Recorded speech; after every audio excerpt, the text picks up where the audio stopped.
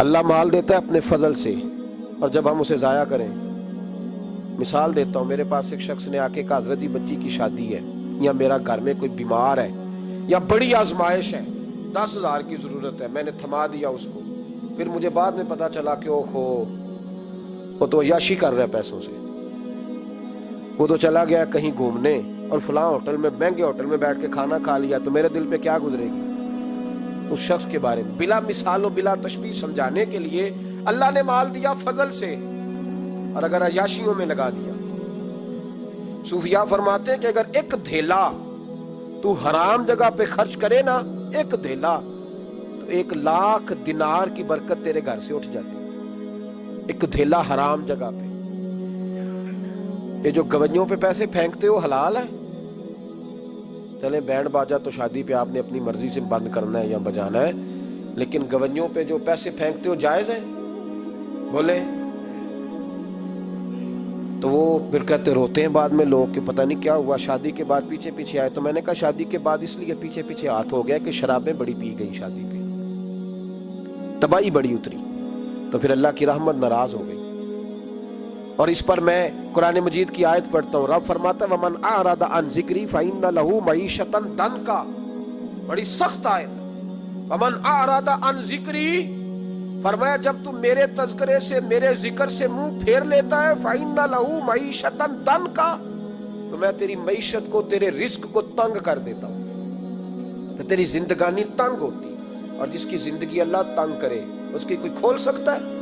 کہتا ہے بڑی جگہوں پہ گیا ہوں، بڑی پھوکے مروائی، بڑے دم کرائے، حالات صحیح نہیں ہوتے، تو مسجد آ کے توبہ کر۔ وہ کہہ رہا فَإِنَّ لَهُ مَعِيشَةً ضَنْكًا، اعلان ہے قرآن پاک کا کہ جب تو میرے ذکر سے منہ پھیرے گا، روٹی میری کھائے اور پیسے لے کے عیاشی کرے، مسجد آئی نہ۔ حکم تو یہ ہے کہ جتنی جتنی نعمت بڑھتی جائے سجدے بڑھنے چاہیے، لیکن ہم لوگ سجدے کم کرتے جاتے ہیں، فرض نماز بھی نہیں پڑھتے، پھر رزق تنگ ہوتا ہے، پھر اللہ کے عدل کا نظام چلتا ہے، پھر خرابی ہوتی۔ اس لیے یاد رکھیں قرآن مجید نے حکم دے دیا کہ اگر چاہتے ہو کہ رزق میں برکت ہو تو پھر رزق دینے والے کے آگے جھک جاؤ، پھر رزق دینے والے کے آگے جھکو۔ تو مالی پریشانی کا بہت بڑا سبب یہ ہے کہ ہم مسجد کی طرف نہیں آتے، دین کی طرف نہیں آتے، پیسہ ناجائز جگہ پہ خرچ ہوتا ہے۔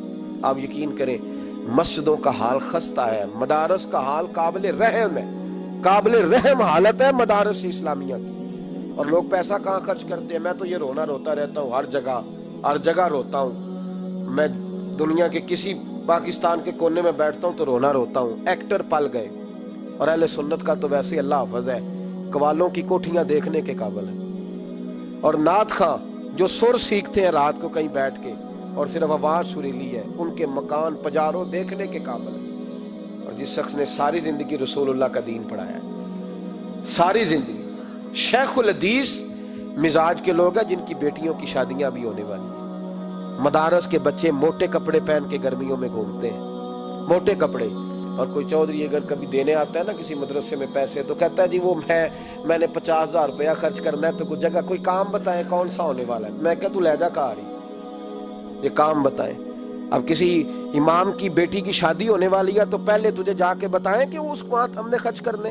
کہتے نہیں وہ میرا اعتبار نہیں، تو اعتبار نہیں تو جا دوڑ جا، یہاں کوئی بھوکے ننگے لوگ بیٹھے، یہ رسول اللہ کا نام لیتے ہیں، اور جو مصطفیٰ کا نام لیتے ہیں رب انہیں اتنا نوازتا ہے کہ کہیں کوئی کمی باقی نہیں رہتی، وہ کمال کر دیتا ہے جب وہ دیتا ہے۔ دروازہ رسول سے جسے ملتا ہے، میرے اعلیٰ حضرت بول کے کون دیتا ہے؟ دینے کو منہ چاہیے، دینے والا ہے سچا، دینے والا ہے سچا۔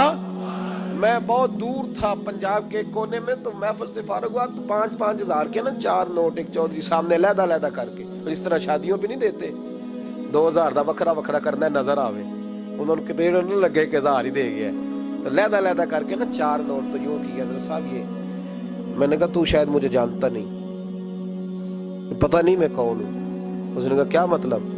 میں نے کہا مجھے بڑی مسجدوں میں لوگوں نے کہا آ جاؤ، میں نے کہا وہاں رہنا ہے جہاں مسجد بھی ہو اور اللہ کی دی ہوئی عزت بھی ہو، بڑے اداروں میں تو باتیں بڑی سننی پڑتی ہیں، تو سمجھا ہی نہیں ہمیں، تو نے یہ کس طرح کی بات کر دی؟ اس کو اٹھا کے لے جا، غیرت ہے بڑی چیز جہاں نے تگ و دو میں، پہناتی ہے یہ فقر کو تاج سردارا، ایک صاحب مجھے ٹیلی فون کر کے کہنے لگے جناب ایک ٹائم چاہیے تھا. میں نے کہا یار سارے وقت اتفاق کی بات ہے کہ 6 7 8 مہینوں قبل لوگ وقت لے لیتے ہیں تو ٹائم نہیں ہے.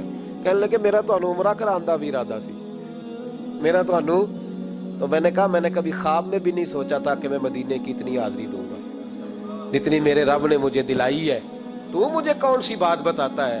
یہ تو میرے رب کا فضل ہے. میرا دی گل نہ غریباں دی گل ہے, مدینے چ جانا نصیباں دی گل ہے. تو کیسی بات بتاتا ہے کہ تھوڑا سا میں اشارہ دوں گا تو شاید بندہ جو ہے وہ فوری طور پہ پگھل جائے گا؟ ایسا مسئلہ ہی کوئی نہیں.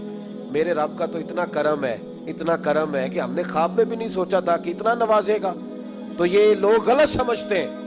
میں اپنے مدرسے کے طالب علموں کو کہتا ہوں زندگی میں سب سے اچھا کھانا اللہ تمہیں دے گا, اور سب سے زیادہ اچھا کپڑا اللہ تمہیں دے گا, سب سے اچھی گاڑی اللہ تمہیں دے گا. بس ایک شرط ہے, ساری زندگی محمد عربی کے وفادار رہنا, رسول اللہ کے نظام سے حضور کے طریقے سے کبھی غداری کبھی نہ کرنا. بڑا نوازے گا, اور اتنا نوازے گا تم نے کبھی سوچا بھی نہیں ہوگا. تو یاد رکھیں اللہ رزق میں برکت دیتا ہے, لیکن اس وقت جب ہم اپنی زندگی حقیر کرتے ہیں نا.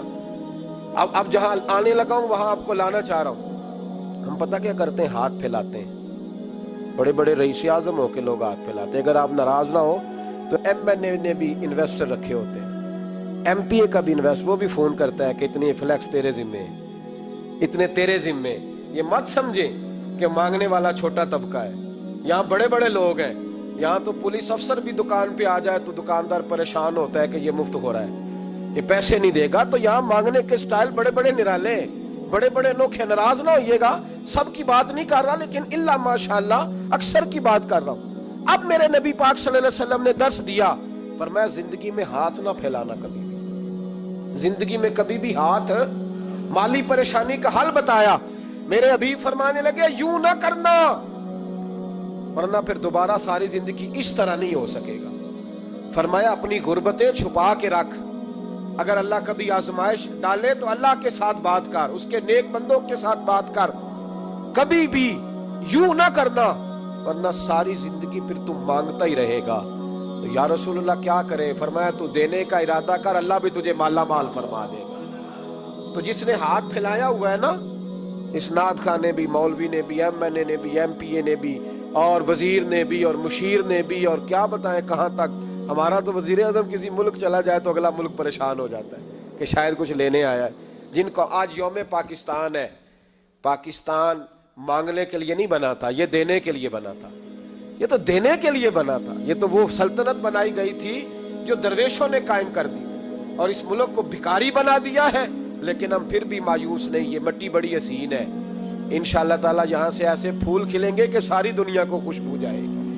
اس دھرتی سے انشاءاللہ تعالی ایسے درخت اگیں گے کہ سارا زمانہ سائے میں بیٹھے گا. میں دور نہیں نکلنا چاہتا. تو ایک رزق کی تنگی کا معاملہ یہ ہے کہ ہم مانگتے ہیں. کچھ لوگ اس لیے بھی کسی سے سوال کر لیتے ہیں کہ کوئی کہے نا امیر بڑا ہے. سوال شادی کا موقع آتا ہے تو 2-4 دوستوں کو فون کر لیتے ہیں, پھر رشتہ داروں کو بتاتے پھرتے ہیں کہ میں نے تو قرضہ پکڑ کے نکاح کیا ہے, قرضہ پکڑ کے رجسٹری کرائی ہے, تاکہ لوگ. تو جب تو ایک دفعہ مانگ لیتا پھر ساری زندگی تیری مالی مشکلات حل نہیں ہوتی. ایک وجہ یہ ہے. اب آئیے ان پریشانیوں کے کچھ روحانی علاج ہیں. 2-1 باتیں عرض کروں. سورہ طلاق 2-3 نمبر آیت کی گھر جا کے تلاوت کریں. رب کریم نے فرمایا وَمَن يَتَّقِ اللَّهَ يَجْعَل لَّهُ مَخْرَجًا, فرمایا جب تو اللہ سے ڈرے گا تو اللہ ہر مشکل سے نکلنے کا تجھے رستہ عطا فرما دے گا. اور کیا خوبصورت انداز ہے قرآن مجید کا, اور ہم نے اس کا لاکھوں بار تجربہ کیا, 20 اور سینکڑوں بار یہ چیز ذاتی طور پر پریکٹیکل سے گزری. اللہ نے فرمایا ہر مشکل سے نکلنے کا رستہ بھی دے گا, وَيَرْزُقْهُ مِنْ حَيْثُ لَا يَحْتَسِبُ, اور اللہ تجھے وہاں سے رزق دے گا کہ تو نے کبھی سوچا بھی نہیں ہوگا. وَيَرْزُقْهُ مِنْ حَيْثُ لَا يَحْتَسِبُ, سے دے گا کہ تو نے کبھی سوچا بھی. ایک صحابی تھے حضرت عوف بن مالک رضی اللہ تعالیٰ, کہتے میرا بچہ کافروں نے قید کر لیا, گھر میں غربت پہلے بڑی زیادہ تھی, میں دروازہ رسول پہ آیا, حضور اب کیا کروں؟ تو کہتے ہیں نبی پاک نے فرمایا بھروسہ اللہ کی ذات پہ کر, توکل اللہ کی ذات پہ کر, اور گھر جا کے تسبیح لے کے میاں بیوی بیٹھ جاؤ اور پڑھو لا حول ولا قوت الا باللہ العلی العظیم, جاؤ پڑھو جا کے. کہتے میں گھر بیٹھا ابھی چند تسبیحاں پڑھی تھی کہ دروازے پہ دستک ہوئی. दरवाजा खोला तो मेरा बेटा दरवाजे पे खड़ा था, पलट के देखा तो 400 बकरियां भी लाया था। और मैंने कहा बेटा ये कैसे आ गई? कहने लगे अब्बा जी मुझे एक हवेली में काफिरों ने कैद किया हुआ था, मैं बड़ा परेशान था, लेकिन अभी थोड़ा देर पहले पता नहीं क्या हुआ, मैंने यूं हाथ हिलाया तो रस्सियां खुल गई, बाहर निकला हूं तो 2-3 बंदों पे नींद का ऐसा गलबा था कि बेहोश होके गिरे हुए थे। 400 बकरियां भी थी, मैंने दरवाजा खोला, बकरियां मेरे साथ दौड़ने लग गई हैं। तो मैं 400 बकरी भी ले आया हूं, पलट पलट के देखता रहा हूं, पर मीलों का सफर हुआ वो आए ही नहीं। तो वालिद कहने लगे बेटा चलो पहले मुस्तफा करीम से जाके पूछ ले, देखे कैसे माली मसले हल होते हैं। हुजूर से जाके पूछे कि हमारे लिए जायज भी है कि नहीं। कहते हैं दरवाजे रसूल पे जाके हम खड़े ही हुए थे कि नबी पाक ने फरमाया देखा रब करीम का फजल, देखा, फरमाया तेरा बेटा भी आ गया, तेरी गुर्बत का भी हल हो गया है, ये काफिर का माल है, इसे माले गनीमत समझ के इस्तेमाल कर, तेरा ही है।